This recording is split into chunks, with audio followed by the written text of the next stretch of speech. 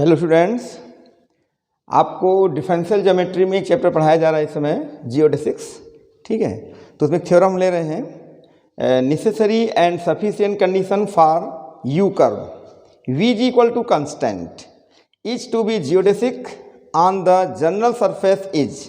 ये कंडीशन आपके सामने दी गई है। ठीक है, तो इसके पहले आप जो है जियोडेसिक इसी तरह की थ्योरम पढ़ चुके हैं। वहाँ पर हमने एक कर्व लिया था u is equal to u t और v is equal to v t, है ना। ये curve is to be geodesic, उसके लिए कंडीशन आपने देखी थी।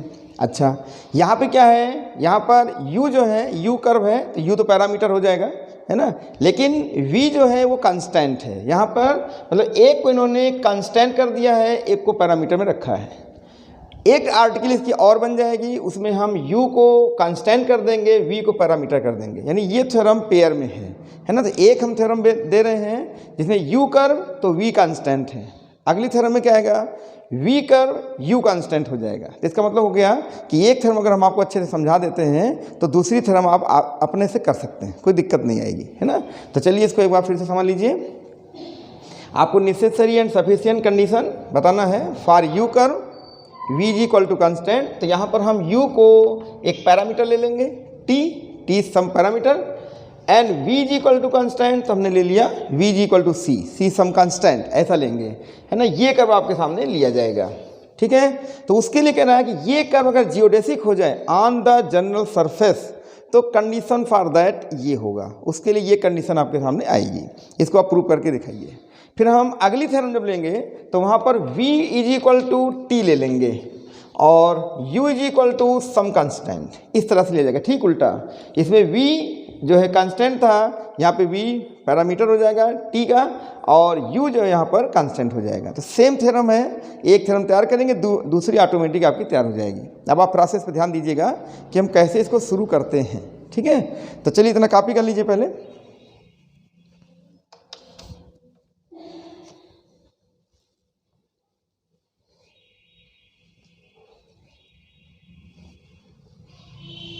ठीक है,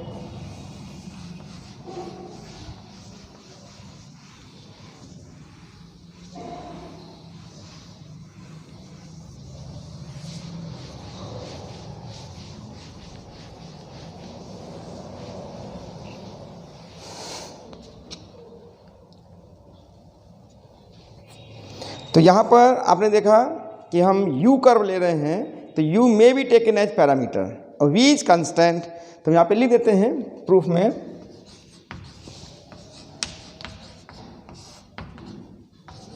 on the curve v is equal to constant. तो हमने मान लिया कि v is equal to c, कोई कांस्टेंट ले लीजिए, u may be taken as parameter। u को हम पैरामीटर की तरह ले सकते हैं, है ना। So that the curve is क्या हो जाएगा, u is equal to t and v is equal to c, ये कर्व हो जाएगा। एंड इसको आप डिफरेंशिएट कर लें तो u डॉट कितना हो जाएगा 1, क्योंकि t के रिस्पेक्ट में u डॉट 1 हो जाएगा और v डॉट हो जाएगा आपका 0। ये आपके लिए इंपॉर्टेंट है एक रिजल्ट, इसे हमने इक्वेशन नंबर 1 ले लिया। ठीक है, अगले थ्योरम में जब हम इसको लेंगे u is equal to constant और v is equal to t, तो आपका u डॉट हो जाएगा 0 और v डॉट हो जाएगा 1। ठीक उसका उल्टा हम चलेंगे, एक थ्योरम और आ जाएगी। ठीक है, तो चलिए अब पहले इसी पे फोकस करिए, अगले की बाद में बात करेंगे। ठीक, अब चलिए नहीं, ये समझ लो कि एक सिमिलर थ्योरम इसके आपके पास आएगी। अब इतना तो रिजल्ट हमने निकाल लिया कि u curve v is constant, तो u को हमने पैरामीटर लिया, t पैरामीटर है और ये v is equal to c, यहाँ लिख देंगे t इज पैरामीटर, एक पैरामीटर है। ठीक है, तो हमने इसको जो डॉट कर दिया, नहीं डी ऑफ u कर दिया, t के रिस्पेक्ट में डिफरेंशिएशन, तो t का 1 हो जाएगा, v डॉट c का 0 हो जाएगा। अब हम करेंगे क्या, यहाँ पर एक जो रिलेशन हमने आपको दिया था t कैपिटल टी रिलेशन दिया गया था। ये आपको दिया गया था t is equal to e u dot square plus 2f u dot v dot plus g v dot square, ये रिलेशन दिया गया था। आप इसमें देखिए खास बात क्या है कि यहाँ पे जो t है वो वास्तव में 4 वेरिएबल का फंक्शन है।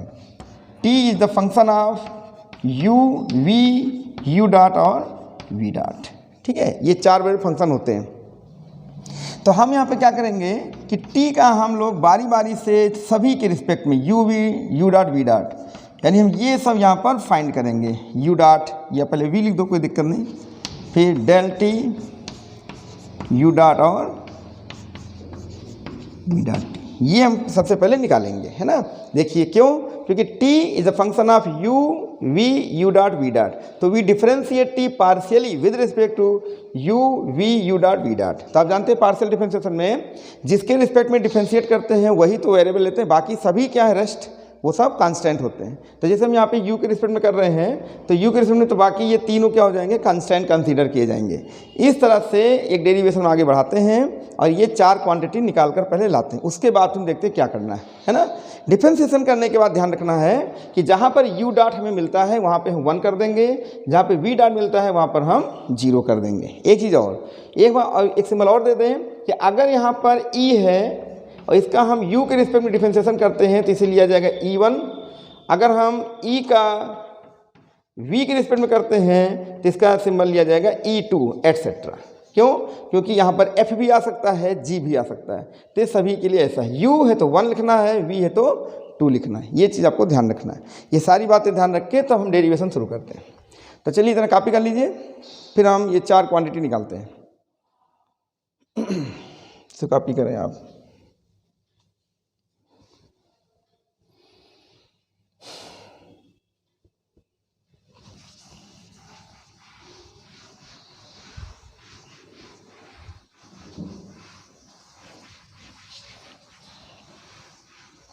बहुत ही अच्छे से तैयार करिए, इम्पॉर्टेंट क्वेश्चन भी है ना, और बहुत कोई टफ नहीं है, इजी है।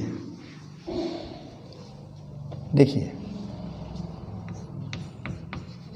Now del del u of t, तो हम t का u के रिस्पेक्ट करेंगे तो यहाँ देखिए u डॉट v डॉट सब कांस्टेंट हो जाएंगे। तो यहाँ पर e f g ये सब u v के फंक्शन है, तो इनका डिफरेंशिएशन होगा तो 1/2 e का क्या हो जाएगा differentiation, del del u of e, e1 हो जाएगा इंटू u डॉट स्क्वायर रहेगा, फिर 2f1 u dot v dot plus g1 और लिख दिया हमने v डॉट स्क्वायर। हमने आपको बता दिया कि अगर u के रिस्पेक्ट करेंगे तो 1 लगाएंगे, अगर v है तो 2 लगाते हैं, ठीक है। तो ये हो गया। अब यहाँ पे जो रिजल्ट लिखिए 1/e1 into 1 square, u dot 1 है, 2f1 u डॉट 1 है, v डॉट 0 है, और g1 इंटू 0, क्यों, फ्रॉम 1। एक बार लिख देते हैं u डॉट 1 आया है, v डॉट 0 आया है। तो जहाँ जहाँ पर आपको u डॉट v डॉट दिख रहा है वहाँ पर लिखेंगे, तो हो जाएगा हाफ e1। ये मिल गया आपको del del u of t, एक रिजल्ट ये आपको मिल गया, ठीक है, हाफ e1 आएगा। अब चलते हैं del del v of t निकालते हैं। तो del del v of t में क्या करोगे भाई, ये हो जाएगा e2, v के रिस्पेक्ट में है ना, e2 u डॉट स्क्वायर, क्योंकि u dot v dot constant है, तो हो जाएगा 2f2 u dot v dot plus g2 v dot square.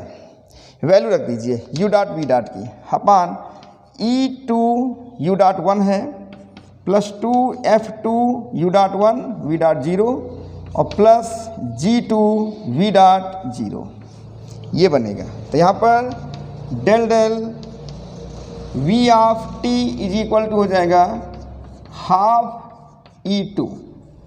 एक रिजल्ट आपको ये मिल गया, ठीक है। इसको आप कॉपी करें, इसके बाद आगे बढ़ते हैं। यहाँ तक समझ में आ गया।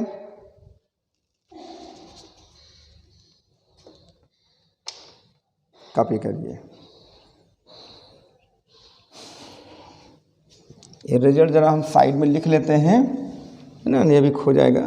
यहाँ आपको नहीं लिखना है, इससे हम लिख दे रहे हैं del del u of t is equal to half E1 आया है, del del V of t is equal to half E2 आया है। ठीक है, ये कॉपी कर लीजिए।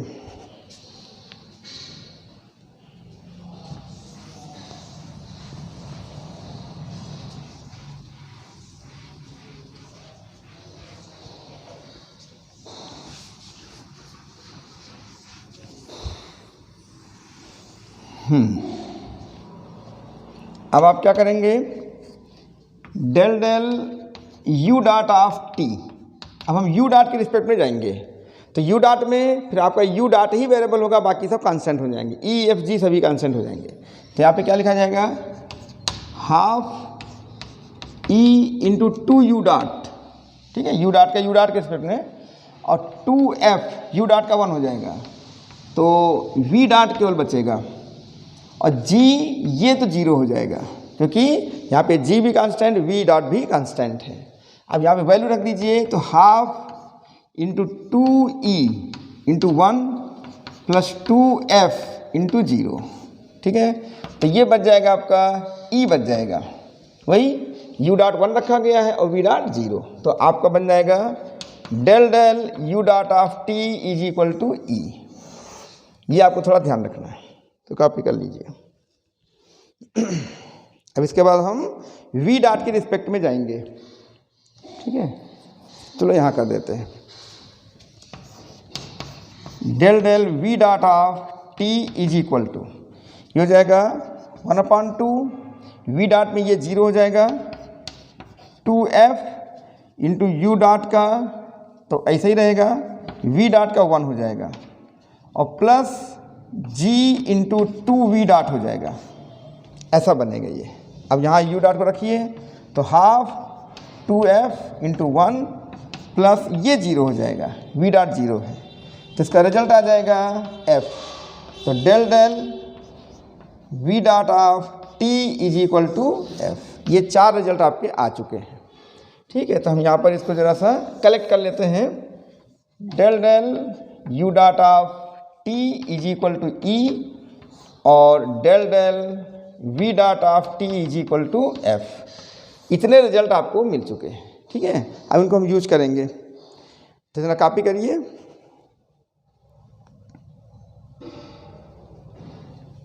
ठीक है।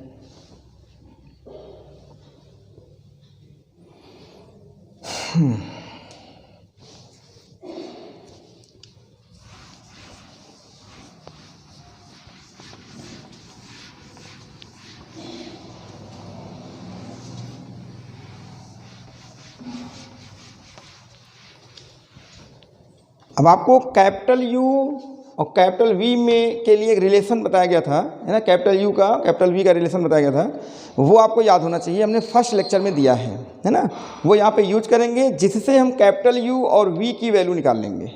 फिर आपको जो लास्ट लेक्चर में अभी हमने जो है कंडीशन फॉर द कर्व, है ना, u is equal to u t and v is equal to v t का जो कंडीशन दिया था टू बी जियोडेसिक, उसकी कंडीशन को यहाँ पे यूज करके फिर रिजल्ट निकाल देंगे, तो कंडीशन आपको मिल जाएगी, है ना। ये करना है, तो हम सबसे पहले क्या निकालेंगे, अभी u और v निकालेंगे, फिर इनके इस कर्व की कंडीशन जो होगी जियोडेसिक होने की, उसमें हम इसको रखेंगे, बस रिजल्ट आपको मिल जाएगा। वो हम आपको पिछले लेक्चर में बता चुके हैं, अभी फार्मूला हम लिख देंगे, ध्यान दीजिएगा। तो चलिए देखते हैं यहाँ पे, है ना, since u is equal to d d t, या आप याद रखें इसको, del del u dot of t minus ये हो जाएगा del del u of t, ये रिजल्ट होता है, ठीक है। ये यू के लिए है, तो पहले यू निकाल लीजिए, फिर वी निकालते हैं। अब इस रिजल्ट को आपको याद रखें, फर्स्ट लेक्चर में आपको ये सब हमने रिजल्ट लिखवाया है। आप ध्यान दीजिएगा ज़रा, डेल डेल ऐसा डी डी टी ऑफ, अब देखिए del del u dot of t, ये यहाँ पर आपको मिलेगा ई, ये आपने निकाला है, यहाँ पे रखिए, तो हो जाएगा E minus you of T, तो ये हो जाएगा हाफ E1, ये हाफ E1 जो आपने निकाला है ये है ऐसे, ठीक है। अब यहाँ ज़रा ध्यान दीजिए, यू ई जो है कैपिटल ई, ये यू और वी का फंक्शन है, यू वी का फंक्शन है, और ये परफेक्ट डिफरेंशियल हो रहा है, तो ई अपना डिफरेंशिएशन जो है यू के रिस्पेक्ट में कराएगा और वी के रिस्पेक्ट में कराएगा। तो यहाँ पे टोटल डेरिवेटिव का केस लिया जाएगा, तो हम यहाँ पे लिखेंगे क्या, ध्यान से देखिए, पार्शियल डिफरेंशिएशन आपका स्ट्रांग होना चाहिए। तो हम यहाँ पे लिख देंगे del del u of e into d d t of u plus del del v of e into d d t of v, ये बनेगा, और माइनस हाफ ई वन। क्यों? ई जो है यू का फंक्शन है, ई जो है वी का फंक्शन है, ई यू और वी का फंक्शन है। तो यहाँ पर हमने ई का देखिए, अब ई दो वेरिएबल का फंक्शन है तो ई पार्शियल होगा, तो ई का पार्शियल डेरिवेटिव यू के रिस्पेक्ट में, और यू टी का फंक्शन है सिंगल, इसलिए देखिए परफेक्ट डिफरेंशिएशन है ना, d d t of u. E का वी के रिस्पेक्ट पार्शियल और वी का टी के रिस्पेक्ट में, तो यहाँ पे क्या लिख दोगे, del del u of e, इसको ऐसे, तो इसको हम लिख देंगे ई वन, हमने ये भी बताया है, ये ई वन हो जाएगा और ये ई यू डॉट हो जाएगा, प्लस ये ई टू हो जाएगा और ये वी डॉट हो जाएगा, माइनस हाफ ई वन। देखिए कितने अच्छे से निकल रहा है। अब यहाँ पे यू डॉट की वैल्यू रख दो, तो यू डॉट यहाँ पर 1 है और वी डॉट आपने निकाला है 0 है, माइनस हाफ ई वन। अब ये E one minus half E one, तो यहाँ पे कैपिटल यू की वैल्यू जो निकल रही है वो निकल रही है E one minus half E one, E one minus half E one, तो कैपिटल यू आपको मिलेगा हाफ ई वन, ये कैपिटल यू की वैल्यू आपको मिल गई। ठीक है, इसको हम नंबर कोई दे सकते हैं या रहने दीजिए, देना चाहो 2 दे सकते हो। ठीक है, 2 नंबर करिए, तो यू की वैल्यू आपको मिल गई, तो कॉपी करिए। इसके बाद बताते हैं,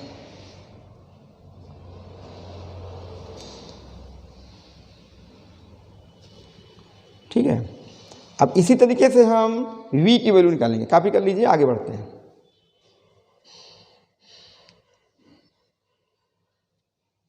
ये रिजल्ट सब आप लोग जो है याद रखेंगे। अच्छा, ये डायरेक्ट रिजल्ट है, इसको आप याद रखिएगा, remember.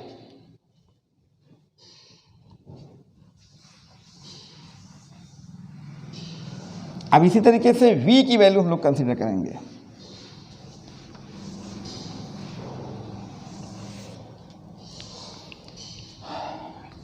And v is equal to ddt of del del v dot of t minus del del v of t, ये बनेगा।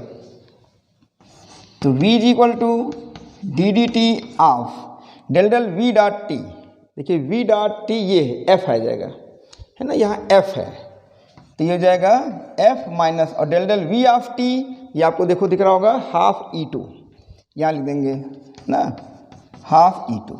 अब यहाँ पर भी f जो है वो u और v का फंक्शन है, तो यहाँ भी टोटल डेरिवेटिव का केस बनेगा। तो हम लोग क्या करेंगे, देखिए लिखेंगे del del u of f d d t of u, है ना, फिर del del v of f d d t of v, ये बनेगा, और ये माइनस हाफ ई टू हो जाएगा आपका।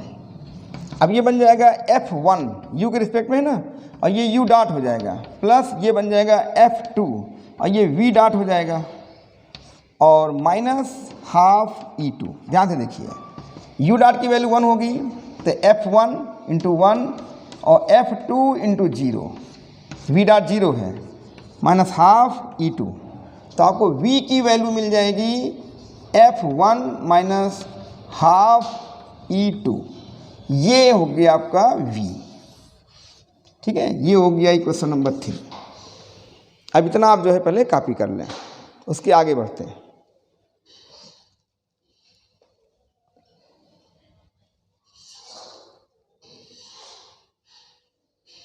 ठीक है,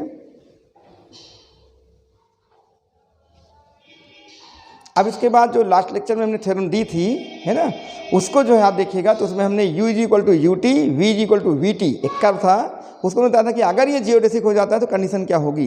वो कंडीशन जो हमने निकाली थी वो यहाँ पे हम यूज करेंगे, तब जाके कंडीशन आ जाएगी।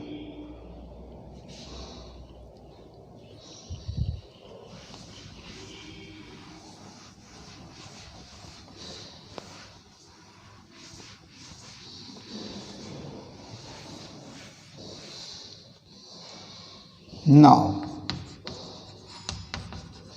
फॉर द कर्व,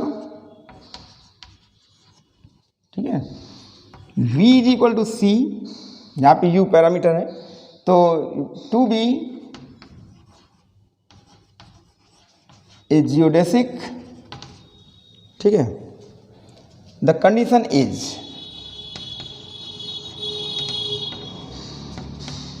कंडीशन क्या होगी, ध्यान दीजिए, ये कंडीशन आपको बताई गई थी, u del del v dot of t minus v del del u dot of t is equal to 0, ये कंडीशन होती है। उल्टा चलता ध्यान रखिएगा, u के साथ v आता है और v के साथ u आता है, ये विशेष आप ध्यान रखिएगा। अब हमको दोनों की वैल्यू u की, v की, और ये दोनों वैल्यू यहाँ से लाके रखनी है, बस रिजल्ट आपको मिल जाएगा। सो ये कंडीशन आपको लास्ट लेक्चर में बताया गया है, ठीक है, ध्यान दीजिएगा। तो क्या लिखेंगे, u हमारा आया है हाफ E1 और v डॉट ऑफ t ये आपको मिल रहा है f, तो हो जाएगा ये f plus sorry minus v आपका ये देखिए आया है नंबर 3 से, f1 और ये v है और माइनस हाफ E2 और u डॉट ऑफ t आया है आपका e, ये e कर लो, e इज इक्वल टू 0। इसी को हम थोड़ा सॉल्व कर लेंगे, 2 से पहले मल्टीप्लाई कर दो, तो हो जाएगा E1 f माइनस 2f1, फिर ये प्लस हो जाएगा और e वो कट जाएगा, हाँ f1e होगा, सॉरी f1e मल्टीप्लाई हो रहा है और ये प्लस होगा, 2 कैंसिल हो जाएगा, तो हो जाएगा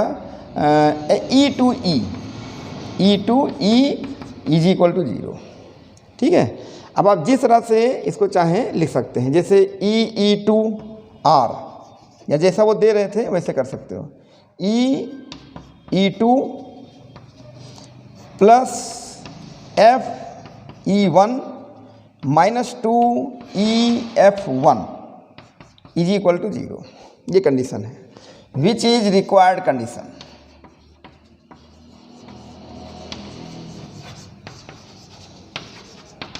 यही कंडीशन आपको प्रूव करनी थी, ठीक है, देख लीजिए। तो ये कंडीशन था फॉर द कर्व, है ना, तो ये जियोडेसिक हो गया। तो ये कंडीशन में लगाया जो हमने थ्योरम बताई थी इसके पहले, वो कंडीशन लगा के यहाँ पे u और ये वैल्यू v और ये वैल्यू हम यहाँ पर ला के रख दिए। आप चाहें तो यहाँ फ्रॉम 2 और 3 भी लिख सकते हैं, फ्रॉम 2 एंड 3, और ये साथ में ये भी यूज किया गया, ध्यान रखिएगा, ठीक है। अब आप कंडीशन मिला सकते हैं, E2 FE1 माइनस 2EF1, ठीक है, ये कंडीशन आपकी आ गई। तो इस तरह से आपने देखा कि कोई बहुत टफ नहीं है, थोड़ा संभाल कर, है ना, कंडीशन आपको याद होनी चाहिए। जैसे ये कंडीशन याद होनी चाहिए, u और v की वैल्यू याद होनी चाहिए, कैपिटल T की वैल्यू याद होनी चाहिए, ये सब अगर आप याद रखेंगे तो आराम से इसको लगा सकते हैं। अब बिल्कुल इसी की तरह एकदम सिमिलर थ्योरम है, वो आपको अपने से करना है। तो इसको पहले आप कॉपी कर लें, उसके बाद एक थ्योरम और लिख देते हैं, उसको आप लगाइए, प्रूव कीजिए।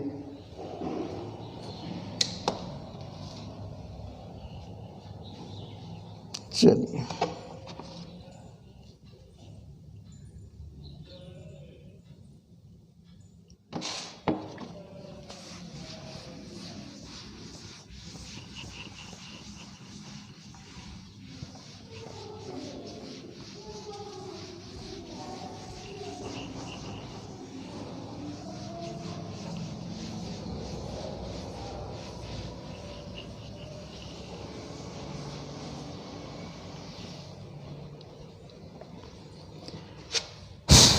take necessary sufficient condition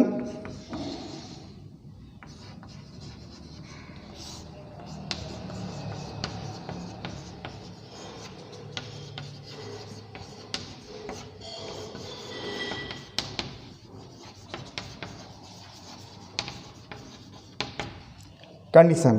curve कौन सा हम ले रहे हैं, for the curve, for v curve, ठीक है, वी कर्व है, u is equal to constant, ये ध्यान रखना है, वी कर्व है और u कांस्टेंट हो जाएगा, है ना, on the general surface is,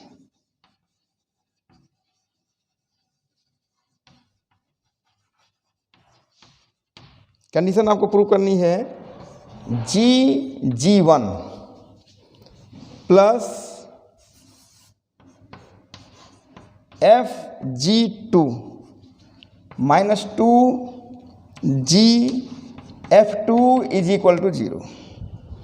G1 plus FG2 minus 2GF2 is equal to 0। ये कंडीशन आपको जो है प्रूव करनी है। ठीक है, सिमिलर प्रॉब्लम है, जैसे हमने ये थ्योरम बताई है उसी तरह से आप इसको लेके चलेंगे, आराम से जो है इसको प्रूव कर सकते हैं। ठीक, तो इतना आप तैयार करिए। तो एक थ्योरम हमने बता दी, एक आप तैयार कर लीजिए, आपके 2 थ्योरम जो है रेडी हो जाएंगे, है ना। एग्जामिनेशन में ये ध्यान रखिएगा कि कौन सा पूछा गया है। U is equal to U curve V constant और V कर्व U कांस्टेंट, 2 ये बन गई। एक हमने इसके पहले जो बताया था पिछले लेक्चर में, वो हमने U is equal to UT और V is equal to VT उसके लिए बताया था, है ना। तो इस तरह से इस तरह की 3 थ्योरम आपकी रेडी हो गई, एक पहले जो बताया था और 2 ये रेडी हो गई। ठीक है, इतना तैयार करिए, फिर आगे लेक्चर में आपको बताते हैं। Thanks for watching my video.